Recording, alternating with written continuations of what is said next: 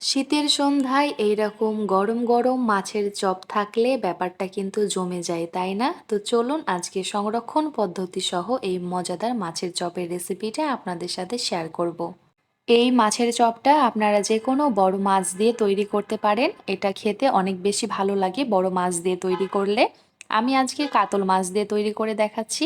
আপনারা যে কোনো বড় মাছ নিয়ে নিতে পারেন। তো আমি এখানে মাছটা সেদ্ধ করার জন্য অল্প একটু লবণ, হলুদ এবং পরিমাণ মতো পানি দিয়ে মাছটাকে ভালোভাবে সেদ্ধ করে নেব। তো মাছটা যখন সেদ্ধ হয়ে আসবে তখন আমি মাছের কাঁটাগুলো ভালোভাবে বেছে নিব। আর মাছের কাঁটাগুলো বেছে নেওয়া খুবই প্রয়োজন, কারণ এই চপটা বাচ্চারাও অনেক বেশি পছন্দ করে। আমরা বড়রা কাঁটা খেয়ে নিতে পারলেও কিন্তু বাচ্চারা খেতে পারবে না। তো খুব সাবধানের সাথে মাছের কাঁটাগুলো বেছে নিতে হবে। তো দেখছেন আমার মাছের কাঁটাগুলো বেছে নেওয়া হয়ে গেছে। এখন আমরা মাছের চপের পুরটা ভালোভাবে তৈরি করে নেব। সেই জন্য এখানে আমি একটা কড়াইয়ে পরিমাণ মতো তেল দিয়ে নিয়েছি। আর তেলটা দিয়ে নেওয়া হয়ে গেলে তেলটা যখন গরম হয়ে আসবে, এখানে আমি ফোড়নের জন্য কিছুটা জিরা দিয়ে নিয়েছি, গোটা জিরা। আর আদার কুচি এবং রসুন কুচি সাথে কাঁচামরিচ কুচি দিয়ে কিছুক্ষণ ভেজে নেওয়ার পরে আমি এখানে দিয়ে নেব 1 কাপ পেঁয়াজ কুচি। আর পেঁয়াজ কুচিটা দিয়ে আমি বেশ কিছুক্ষণ রান্না করে নেব, যতক্ষণ পর্যন্ত না পেঁয়াজের কালারটা এরকম বাদামি হয়ে আসে। পেঁয়াজের কালারটা যখন বাদামি হয়ে আসবে তখন এখানে আমি আদা রসুন বাটা অ্যাড করে দিব।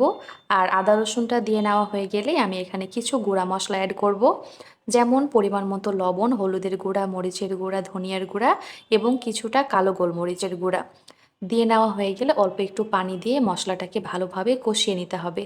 আর মশলাটা ভালোভাবে কষিয়ে নেওয়া হয়ে গেলে আগে থেকে যে মাছটাকে আমি বেছে রেখেছিলাম সেটা আমি এখানে অ্যাড করে দিব।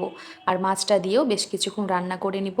মাছটা যখন বেশ কিছুক্ষণ রান্না করে নেওয়া হয়ে যাবে তখন এখানে আমি আগে থেকে সেদ্ধ করে রাখা আলু দিয়ে নেব।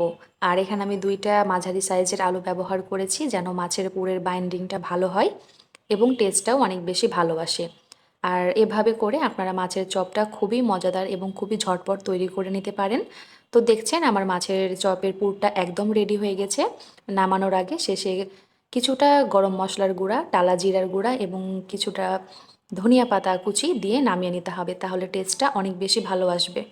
তো যখন সবগুলো উপকরণ দিয়ে নেওয়া শেষ হয়ে যাবে, মাছের পুরটা ঠান্ডা হয়ে যাওয়া পর্যন্ত অপেক্ষা করতে হবে।